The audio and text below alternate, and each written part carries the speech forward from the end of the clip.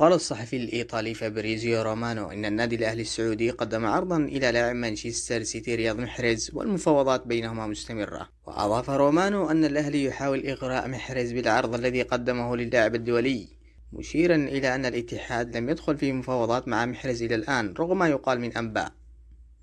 وأوضح الصحفي الإيطالي إن مانشستر سيتي لن يسمح لمحرز بالرحيل مجانا، ولكنه قد يطلب مقابل مغادرته، مؤكدا أن الرحيل المجاني ليس في حسابات النجم الجزائري. وتوقع رومانو مواصلة المفاوضات بين الأهلي ومحرز، والتي قد تقود إلى انضمام اللاعب الكبير إلى صفوف الفريق السعودي خلال الفترة القادمة.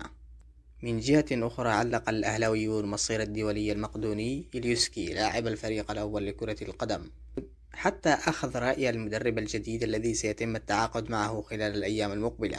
وفقا للرياضية، يأتي ذلك مع تبقي عام في عقد الظهير الأيسر الدولي مع النادي الذي تمت إعارته إلى فرنبخش التركي خلال الموسم الرياضي الماضي.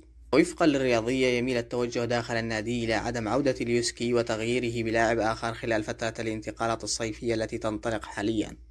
وأكدت العديد من المصادر الأهلاوية أن راموس أصبح لاعبا للنادي الأهلي